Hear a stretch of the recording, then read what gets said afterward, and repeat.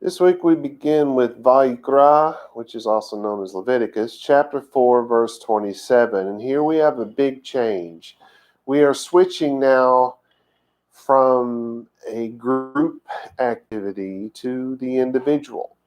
It will be quite obvious here in a minute. If we translate this sentence very literally, it'll say, "And if so, one shall sin in error from people, the land, in doing one from commandments Yahweh, that not shall do, and guilt." Yeah, they always sound funny, don't they? Ve'im, so, and if, nefesh, a soul. Now, we used to say this very biblically, even in the English language, how many souls were on the ship, so you really talking about how many people were on that ship, how many souls were on that plane. This is what's happening here. It's not talking about the part of you that goes on and lives forever. It's not spiritual. It's if a person. Achat, so if one person, techeta, if one person shall sin, just one person shall sin. So we're going, as I've said, from this collective thing. The priest had to make a atonement for himself, and then he could make an atonement for the whole people, because remember, the whole people, if it come to their attention that something had gone wrong. And so now we're down to the individual person.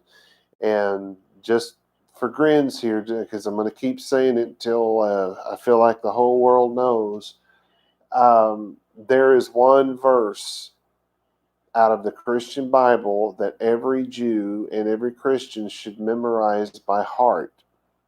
It's 1 John chapter 3, verse 4. It says, "Everyone who commits sin is also in rebellion of the Torah." Now, some of the Christian Bibles say law, but you got to know by now that the law is the Torah, right? So everyone who commits sin is also in rebellion of the Torah. But that's the comma. That doesn't just end there. And now he's going to explain to you what sin is and what sin is not, because sin is Torah rebellion. So if it's not Torah rebellion, it's not a sin. And if it is Torah rebellion, it is a sin. That's the sum total of what sin is and what sin is not. Put simply, if the Torah tells you to do it and you don't, that is what we call sin. If it tells you not to do it and you do, that is what we call sin. And as always, I'm going to say this. It doesn't make any difference how offended you are by somebody drinking. The Torah does not call drinking a sin. Thus, drinking is not a sin. What about drinking to excess? That I will agree with.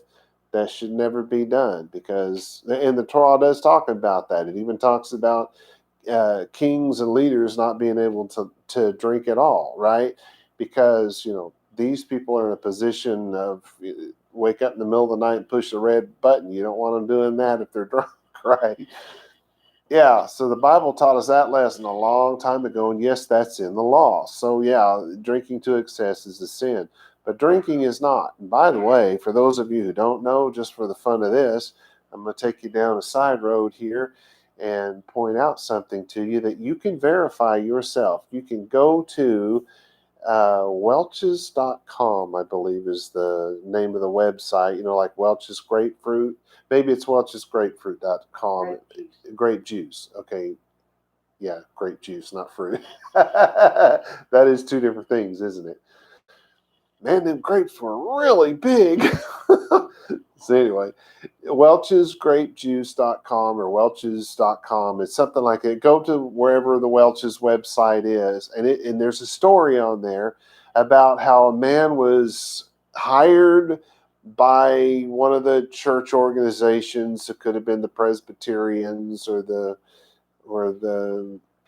whoever, the Baptists. I don't remember who it was, but one of those groups hired this man to create for them a wine that had no alcohol in it. Because up until the church did that, there was no such thing as wine that did not have alcohol in it. Can't do it, because wine is made up of grape juice sugar, and water. Those are your three main ingredients. I'm sure some people put a few other things in there for taste. I don't know, but those are your three main ingredients.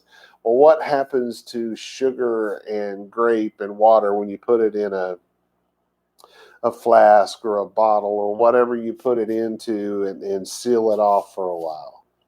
It ferments. And when that stuff ferments, you get alcohol.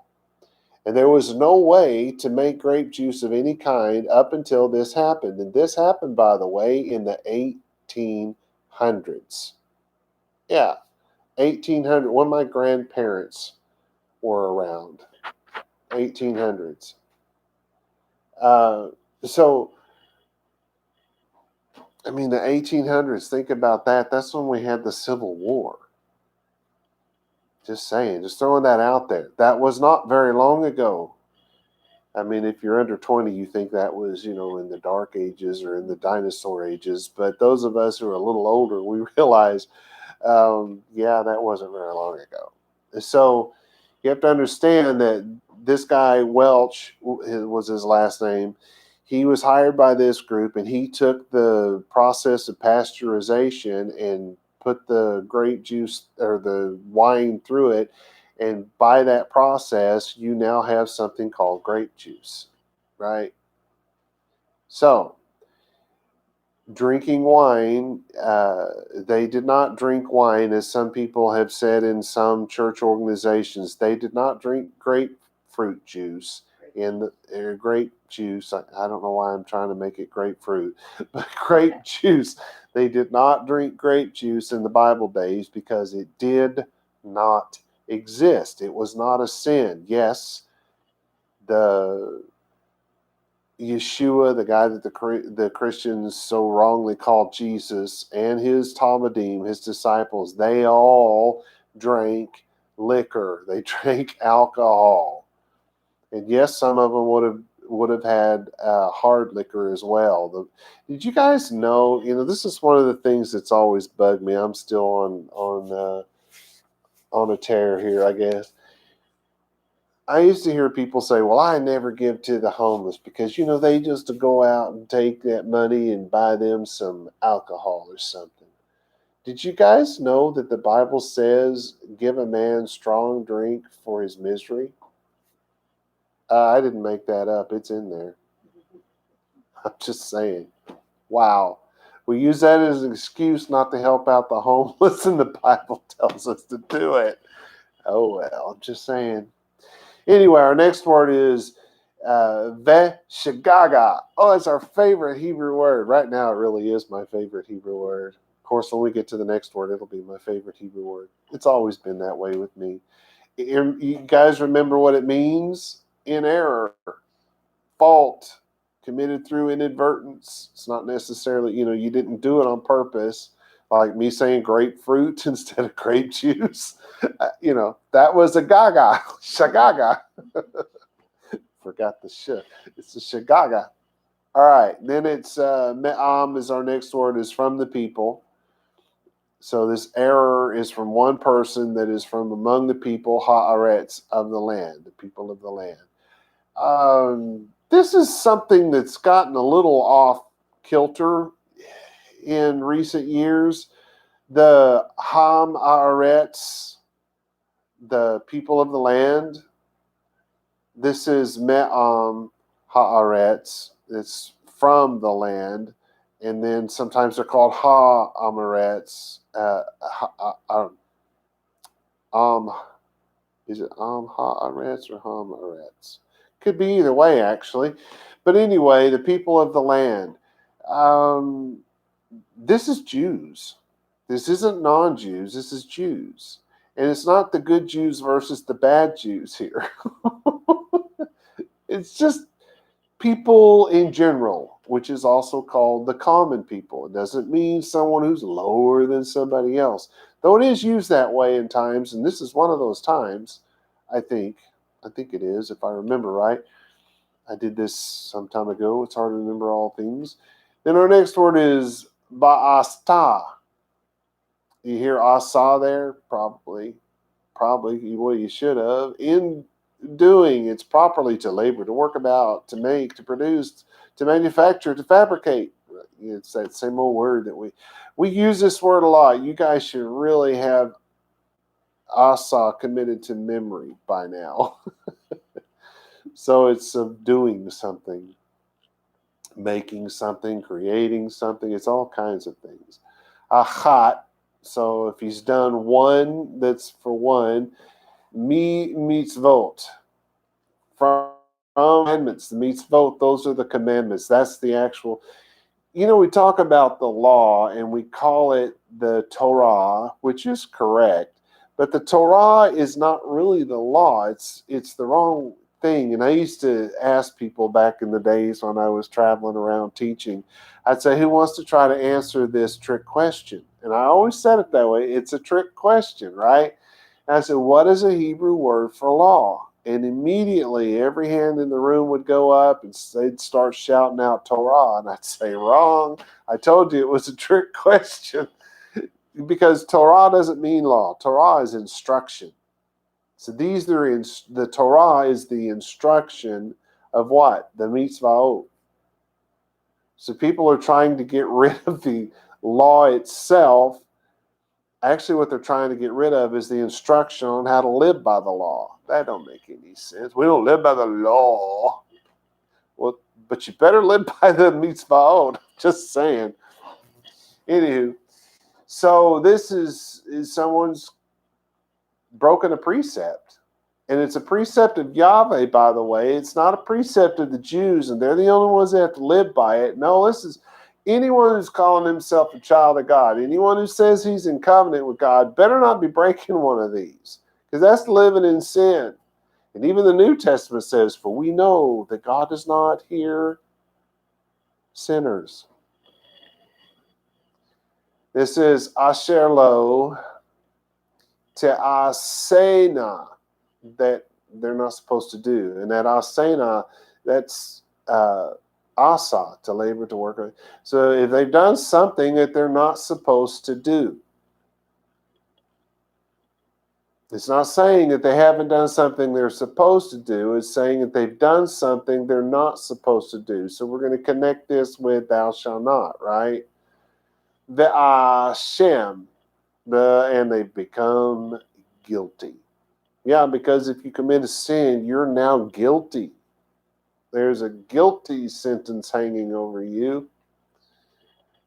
All right, so your translation here is, and if one soul from the people of the land shall sin in error in performing one of the commandments of Yahweh, which, and the performing is from the Asa, the first one, in doing one of the commandments of Yahweh, which are not to be done, and becomes guilty, comma. So here we get another half sentence instead of the whole thing. Now, of the common people, the Kyle and Deluge commentary says that there were 4 classifications. The anointed priest was one, the whole congregation of Israel, the prince, the Nasi, and the common people.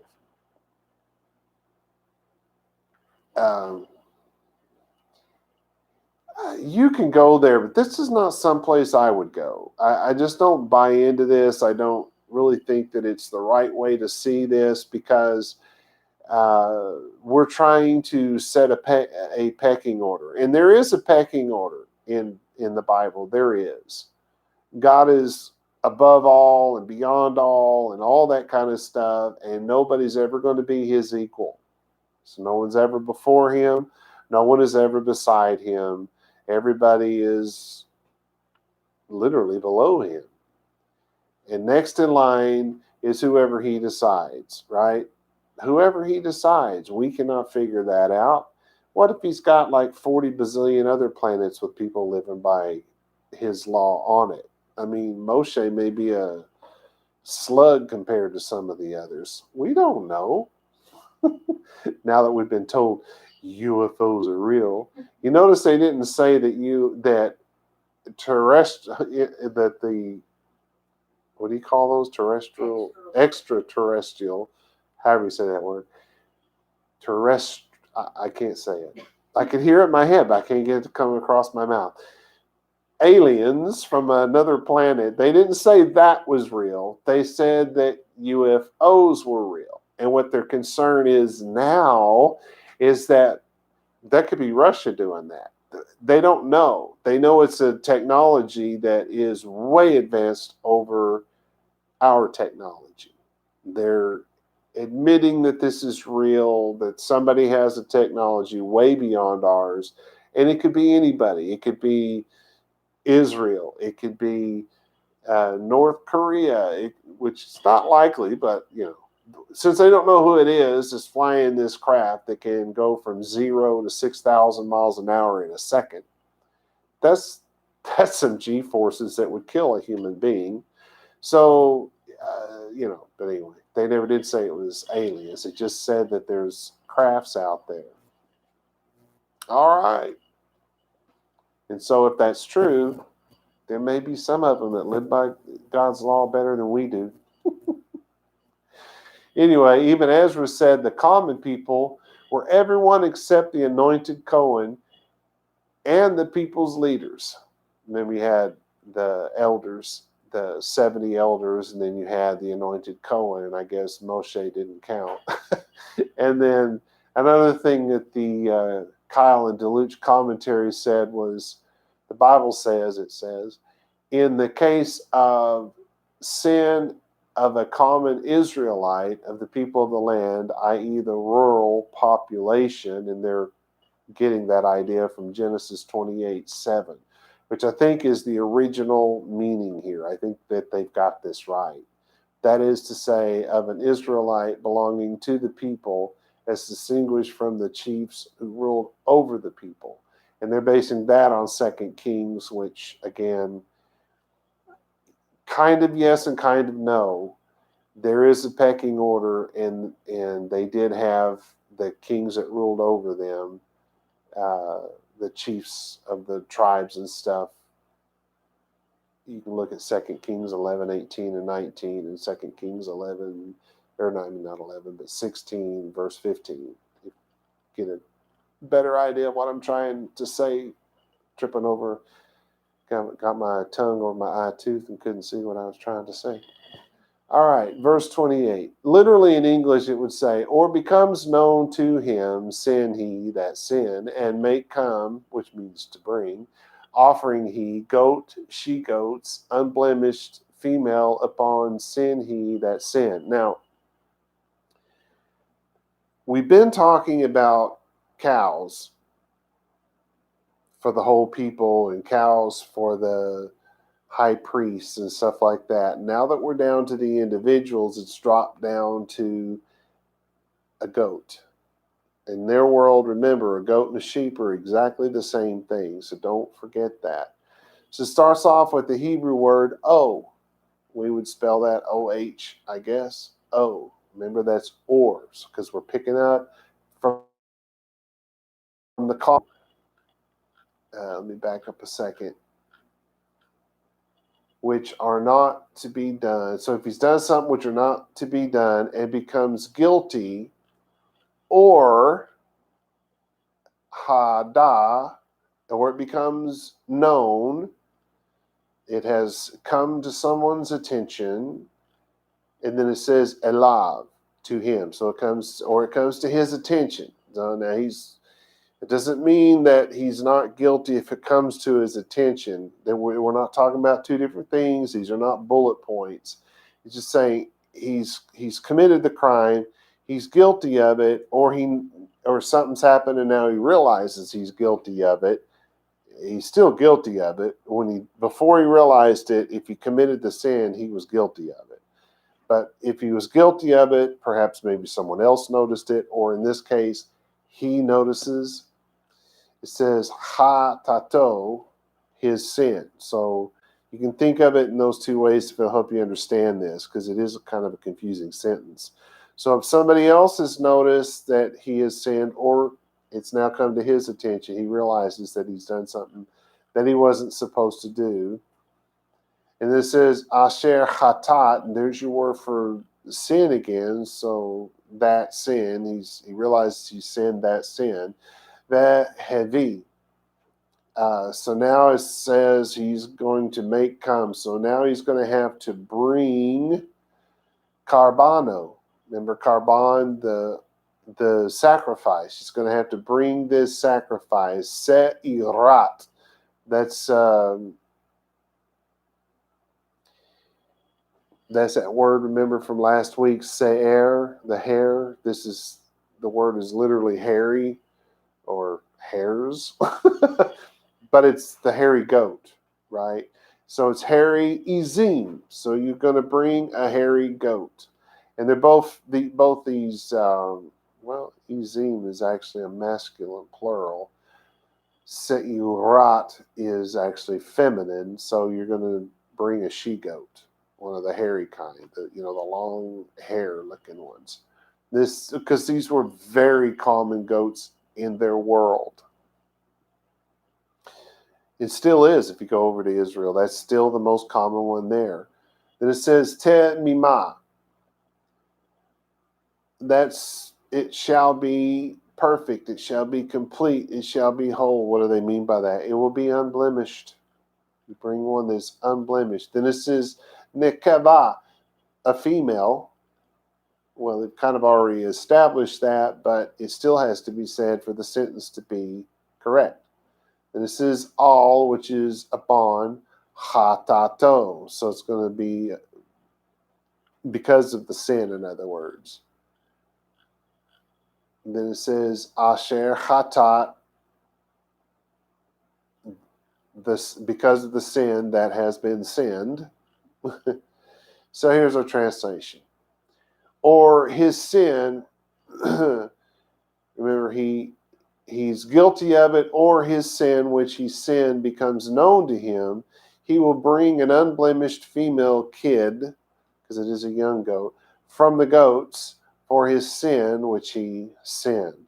Now, they're saying these words twice, so this is very important that this person does this and realizes that this is because of the sin that was sinned.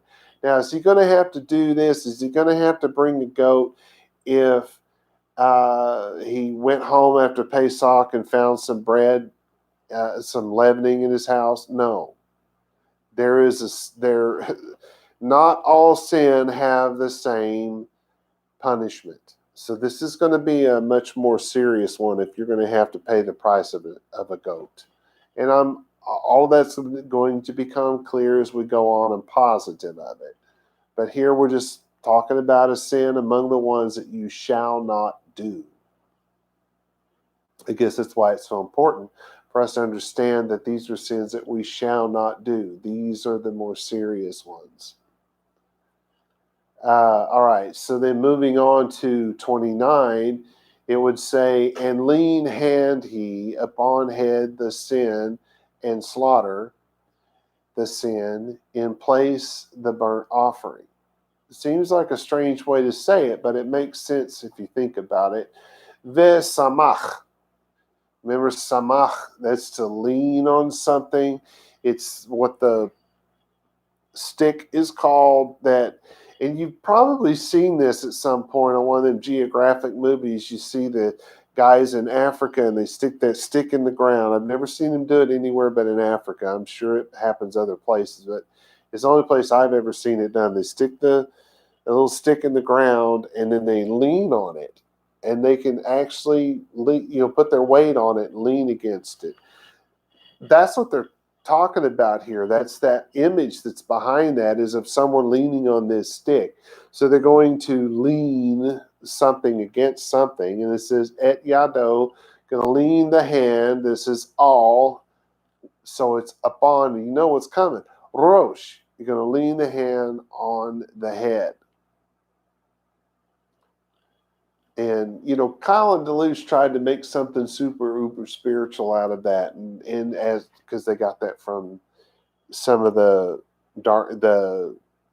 Talmud writings from the Dark Ages, which I don't hold a lot of warm and fuzzies for because most of those guys didn't even speak Hebrew. And yes, I'm talking about Maimonides. most of all. He never spoke a word of Hebrew. He never wrote anything in Hebrew. And the ones that try to tell you he did are not telling you the truth. He did not speak a word of it. So I have a problem there. But anyway, it says, ha-chatat. So you're going to do this. You're going to lean the hand on the head of this animal. I don't think it says to kill it or anything. Yeah, so you lean it on the head. And then it says, basically it says the sin. So it's because of the sin is how we would say. We'd have to add a word there. Is that adding to or taking away from God's word? No. Sometimes you have to add to and take away certain words to make an English sentence say the same thing that the Hebrew sentence said so that you can understand it. But we're not adding to or taking away from the word of God. We're just making it make sense in another language.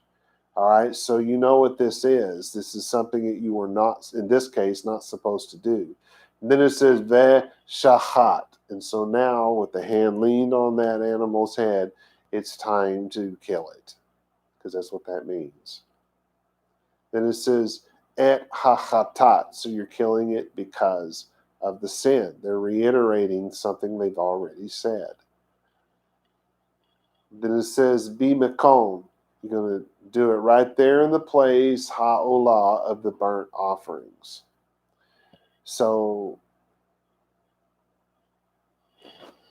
our translation then is, and place his hands on the head of the sin offering and kill the sin offering. And I've added the word offering twice now.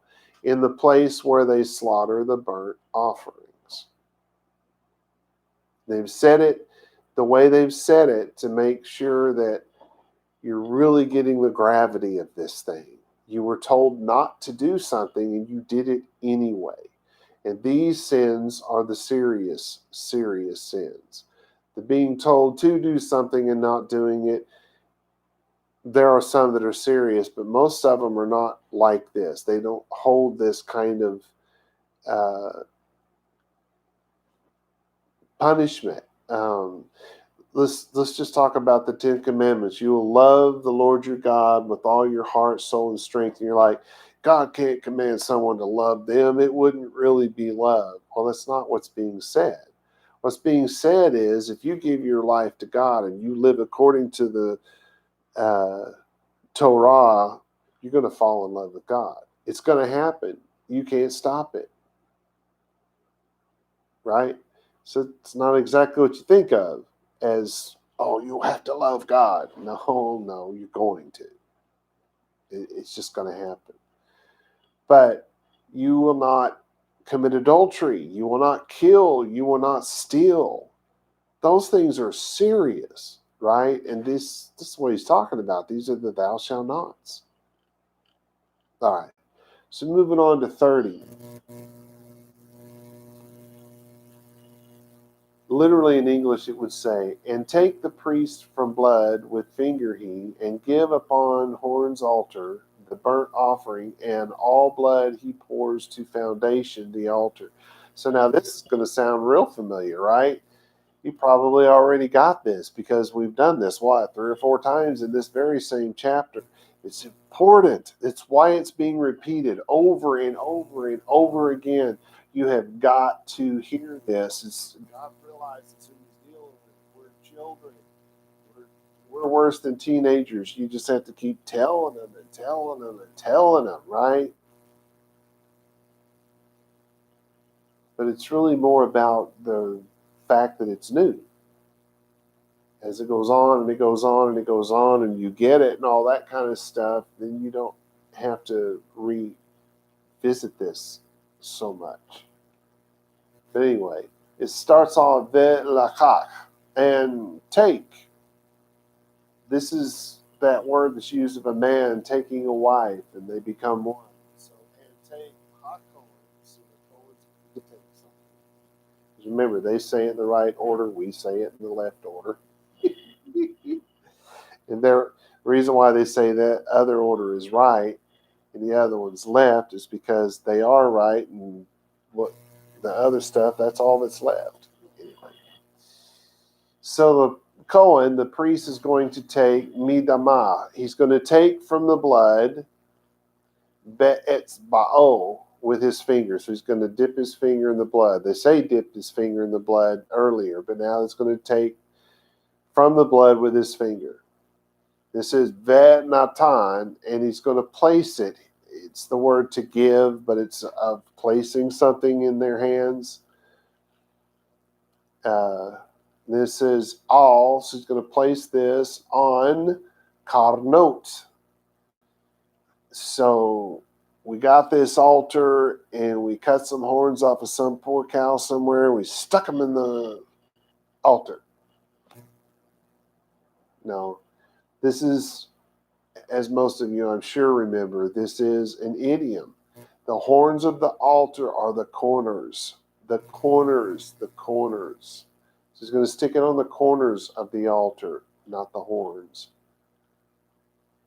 I mean, think about that. God does not mix the clean with the unclean. Anyway, misba'ach, so it says the corners of the altar. Ha'olah, the altar of burnt offerings. And this is ve'et kol dama, and all of the blood. In other words, all of the remaining, because yes, it's not all of it literally. It's in all of the remaining. It's just the way we talk in this language. Doesn't mean anything special. Yish poch. That's to pour out, like with the pitcher. He's going to pour it out. El yesod, to the foundation. Hamiz ba'ak, to the foundation of the altar, which is the way it's done every other time. So we have in verse 30, my translation, and the Cohen will take from the blood with his finger and place it on the corners of the altar of burnt offerings, and he will pour it out at the foundation of the altars, it being the blood. We can compare that to chapter 4, verse 25, where it says, and the Cohen will take from the blood for sin with his fingers and place it on the corners of the altar of burnt offerings, and he will pour it out on the foundations of the altar of burnt offerings. So it's like taking the last two verses and combining them together, you get chapter 4, verse 25. Yeah, so it's very important, again, that this stuff is repeated over and over and over again. And it's not just because we got to hear it so many times. It's just that God knows that we're learning this, and he's not expecting us to get it all today. He doesn't expect us. I was one of those guys. It's why whoopsie, stay down. I was one of those guys that I thought I had to be perfect from day one. You know, like you say your little 8-second prayer or 10-second prayer or whatever it is, and then all of a sudden you're supposed to be absolutely perfect and never make a mistake ever again from that point on. No, this is not the way the Bible is set up. The Bible is set up so we learn it piece by piece. We add a word here and we add a word there. Maybe we miss half of it this time. Maybe we miss 9/10 of it this time. But next time we catch a little more, and we catch a little more, and we build precept upon precept and word upon word, and et cetera, et cetera. You get the idea. That's the way it's supposed to work. Anyway.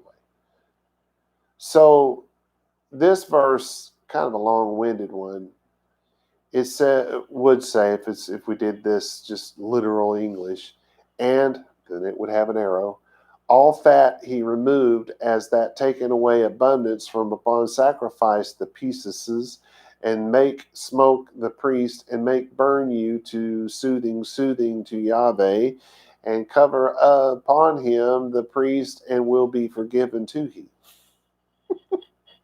I love it when they're like this. What's weird is after a while that makes sense. My wife says, that's scary. All right, so it starts off, ve'et kol, so, and all yasir. I skipped a word. And all chelbah. That makes more sense. And all the fat is like, and all the removed. What? Yeah, you could make a sentence out of that if you tried hard enough, but it threw even me. So, and all the fat yasir that he removed, all the fat that was removed, ka'asher, in the same way, hosar, that it was taken away, chelev, that's another word for fat. That's abundance. It's the extra. Me'al, that from upon. Zevach, that's the word for sacrifice. It's the actual cutting up of the animal itself. Ha shelamim, the pieces. I love that. That's the word shalom, right? But it's in plural. So you got the word peace that has an S, and you got to do the apostrophe thing, I guess. Pieces. Because it's lots of peace offering. It's not just a one-time thing. It's not for just one thing. A lot of peace being brought to this place. Then it says ve hikatir, and he's going to make smoke. So what's happening here? Well, the person who committed the sin that he was doing something he wasn't supposed to do. Is that what it was, or not? Yeah, doing something he wasn't supposed to do, and then he's gone over there and he's had to kill this animal, and he's had to cut this up. Now there's argument over whether he cuts it up or the priest cut it up. Probably he does, because in their world that would have been something everybody would have known how to do. Besides the fact, think of how many offerings, peace offerings, are being made on a daily basis in their world, and how much time it would take, right? So it's probably the guy. That's what I lean toward, but there's pretty good argument on both sides, so we're not going to worry about that right now, because it's really not a part of this. So now the priest is taking this animal that's been chopped up and all the fat's been removed, and he's cooking it. This is a barbecue. It's about to get good. We're getting to the good part. Hamiz ba'ak. So the priest is going to put it on the altar, on the barbecue pit. Does it sound a little less scary if I call it a barbecue pit? See, I never understood that. I hear people say, I went to a Pentecostal church one time, and that's the scariest thing I ever saw in my life. Oh my gosh, those people are hooping and hollering, rolling around the floor and doing their weird stuff, and I just had to get out of there. And I remember first time I ever went to one of those churches, I was 9 years old, and we didn't know what to expect. We didn't know what we were doing. All we had heard is the band was really good, and our family was big music lovers, So we go to this place. We sit on the back row. We don't know that in a Pentecostal church, that's where the sinners sit, and you've just marked yourself. We didn't know that stuff. We were just trying to be, nonchalant, trying not to be noticed too much. So we go in there, and it wasn't like people describe. People were actually dancing to the music in a church. It was pretty cool to a 9-year-old. Just saying. This stuff never scared me. All right, so our next word, it's going to be the same word twice. L'reach, nihoach. They're both the same word. The first one is to, we'll say soothing. And then the next word is will soothe. So to soothing will soothe. It's of an odor, of a scent, which anyone exhales, emits. What happens when you put the meat on the grill?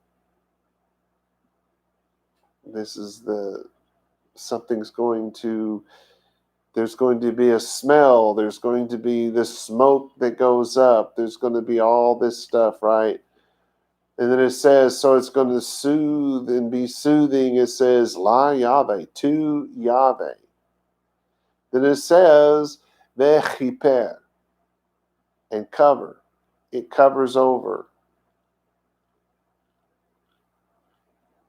Alav, over him, HaKohen, the priest. Then Ishlach, and he will be forgiven. It almost sounds like it almost sounds like it's saying that the priest will be forgiven. No, it's not the priest who committed the sin. It's the person who came to the priest. And the priest has gone through and he's starting to cook all of this stuff. And what is the good smelling savor to God? Is the smell of the meat? No. It's what is soothing to God. They're trying to make a comparison here. We go in and we see the smoke come up.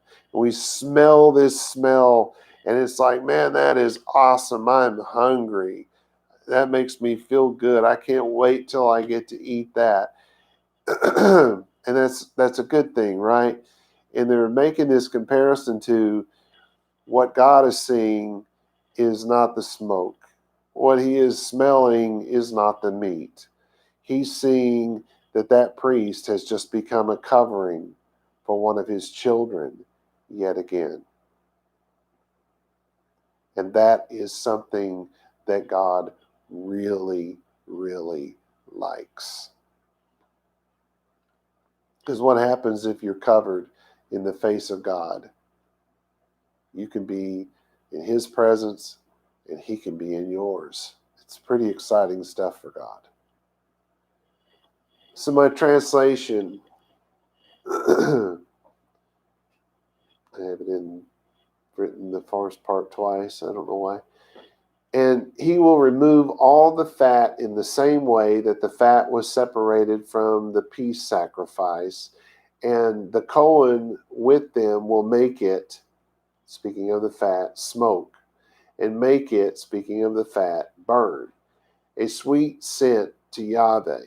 The Cohen will be a covering over them, and they will be forgiven. Not sure why that's, I guess because it happens more than once, not because it's happening to more than one person. You follow? Of the words fat removed, Rashi and Saadia both pointed out that this verse forgot to include the goat. Well, it was assuming, boys, that you knew that. Just throwing that out there. All right. Verse 32. Then it says, it would say if it was in English, and if lamb he go offering he, to sin offering male whole he go now. What? I'm being a little loosey-goosey with the now. Ve'im. So, and if keves, the lamb, yavi, and if the lamb, it enters, is brought. If the lamb is brought, maybe we should say it that way. It's hard to say this early on. Carbano. So, and if he brought a lamb for his offering, that makes sense. Lechatat, for a sin offering. Nekeva, a female, remember. Temima, that is whole, that's without blemish. Yevi ena, it's to come in. He enters in it because it's the word bo. It's to come and it's to go. It's to leave and to arrive. It's all of that in the same word. I haven't talked about that in a while. Here's my translation because it's a difficult one to explain. And if he bring a lamb to offer for sin offering, he must now bring an unblemished female. Oh, but they've already said that, Rob. Why are they saying it again? Well, did you remember it until I just now read that? Sorry. Sometimes I just get carried away. All right, 33. And lean hand he upon head the sin and slaughter her to sin offering in place that he slaughter the burnt offering. So why is it saying it again? Because you guys realize it's saying the same thing again. Because this is the summation. This is the sum up. We've had the explanation where they've broken it down into all these pieces and parts into different verses, and here they're slamming it together, and this is the sum up, because there is too much. So it's vesamach. I'll just have to help myself out. Nobody's helping me out today. That's that word for the leaning on the pole thing. So lean et yado, lean hand all. Was there no if in here? It's not in the Hebrew. If it was, I've missed a word. It seems like there should be, but it's not. It says, and lean the hand upon the rosh, the head, ha-chatat, because of the sin, vish, shahat, and slaughter, otah, which is just the arrow, but we would say it, lechatat, the sin, for the sin, bimakom, in the place, asher, yishechat, that they slaughter, et ha'olah, the burnt offering. And place his hands on the head of the sin offering and kill it in the place where they slaughter the burnt offering. I have burned offering. Anyway, sometimes they don't type so great. So moving on. I'm trying to get through all of this today, in case y'all are wondering. In English, it would be, and take the priest from blood, the sin with finger he, and give upon Horn's altar the burnt offering, and all blood he pour to foundation. I'm not even going to bother reading through any of the explanations here, because we've already done this today. So I'm going to just go straight to the translation. There was a lot of information in this, by the way, but I've already taken you through it.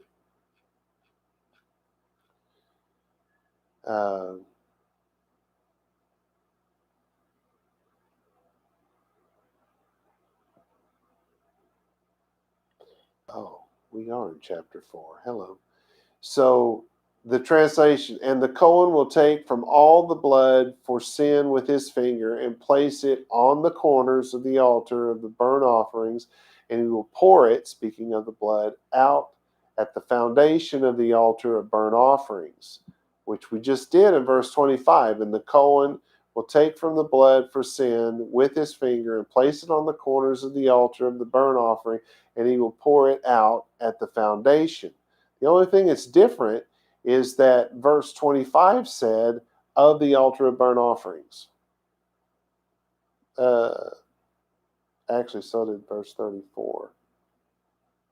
Yeah, it looks like they added the word all to verse 34. Otherwise, they seem to be the same.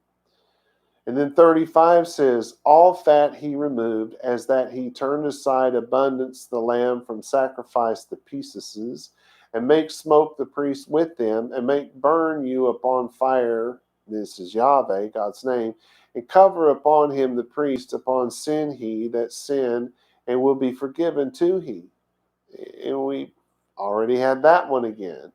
But again, if you recall some of the stuff that we learned from Kasuto quite some time ago, there's a reason for all of this stuff to be revisited. And in this chapter, we've done it a number of times. It's one, to show how important it is. It's two, it's simply because it's the style of the time. This is the early Mesopotamian style, because you'll find this in the Ugaritic text, it's just like the Hebrew text.